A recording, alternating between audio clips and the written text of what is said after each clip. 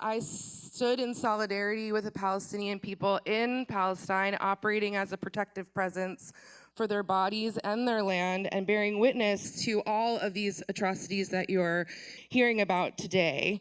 We already have, and you'll likely hear more about what bombs and phosphorus and all of these different chemicals do to our entire planet. But I want to talk about a couple of things that I saw firsthand, and we can imagine these things when you see them or live them or grow up around them. It's so important to translate them and share them with people who haven't had the opportunity to do that. And that actually, being a Palestinian-led organization, that is the number one thing that has been asked of internationals going to Palestine, which is to share what we see.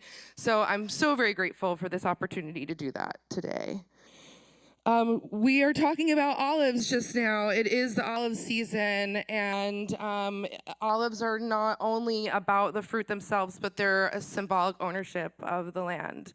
In the West Bank, if land is deemed unworked for 3 years, it becomes legally property of the state. So it's incredibly important for Palestinians to even stand on their land and operate to cultivate it. Last year, the olive season is October, November, into December and the end of September. And if we all remember what happened last year at the beginning of October, farmers in Palestine were not able to get to their olive trees at all. So they stood for a year unharvested, and ISM and other organizations attempted to operate as protective presence, but it just became too dangerous. So this year it was really important that we had a good number of people to assist people and stand with them in getting to their groves. And I am on the media team with ISM, so if you're looking at our social media, you'll see how every day I'm getting reports of folks attempting to visit their trees. There being settler encroachments, settler violence. Settlers will release their animals onto the trees, eating the fruits, and then damaging the trees for further years. But that's what's happening now. But before then, I witnessed trees getting cut in the middle of the night, hoses for these trees getting vandalized in the middle of the night, and I said, fuck it, I'm staying up all night and I'm gonna catch these mother flowers. And I did, and with a flashlight warded them away for one night, only to have them return the next morning with the army and arrest me for being in what they deemed as a military fighting zone. Because in the West Bank, the Israelis can decide at any time that any land, any building is a military firing zone, and prevent people from going there. So this violence to these trees has been happening long before the olive harvest, although it's definitely ramping up now. I'm glad to say that we have a good amount of internationals in the West Bank right now, but it's always an opportunity you can learn more about as well. I want to talk for a second about the goats and sheep. Now, I have heard a lot about why can't the settlers and the Palestinians share the land for the goats and sheep? And I can tell you firsthand that the sheep and goats that the Palestinians have are operated under astute and generationally passed down practices for caring for these animals. And it is blatantly obvious that the settlers have no clue what they're doing with these animals, and they're truly being abused. They're only used to graze on the land, to take up ownership of it.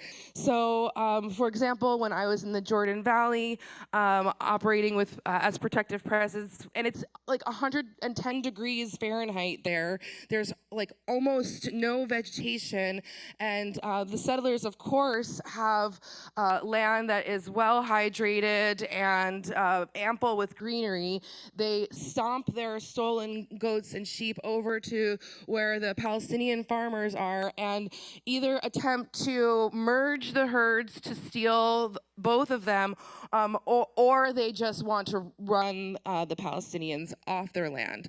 You can tell that the goats and sheep belong to the Palestinians, that the ones that the settlers have taken, because they are dyed blue, green, orange, because the Palestinians began to mark their herds in order to claim ownership of them.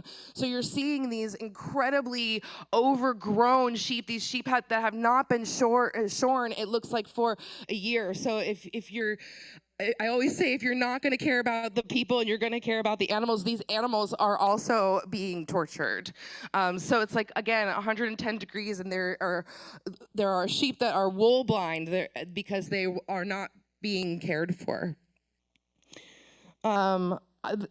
Another great example of this, the things that are happening to the land in the West Bank, is to talk about water and the resource of water. We know that water is life here. We are learning about this every single day. And in the West Bank, I am witnessing. First of all the water is controlled. Everything is controlled by Israel there to begin with. So when you are a village is allowed a well, meaning that the Israeli army hasn't come and demolished the well. When they are allowed a well, the settlers take it upon themselves to poison that well, to take ownership of the well, bathe in the well. They mark the well with Israeli flags. They run their herds of sheep and goat through the well, and they block Palestinians from gathering their own waters in tanks. Now, Palestinians, I'm talking specifically, this happens in the Jordan Valley, is they're allowed to get water once a day for 2 hours, and this is like allowed by the Israeli state, right? So I operated as protective presence to assist these folks in getting to the well, and every day it was a new horror. They would paint the well with the Israeli flag. They put up an Israeli flag in metal above the well. They cut the hoses of the Palestinians trying to get the water from the well, and it is again 110 degrees. And water is scarce there to begin with. I was victim to poisoned water that I drank in the West Bank, and I mean, it is as horrifying as the worst thought you could have. I'm talking about a Israeli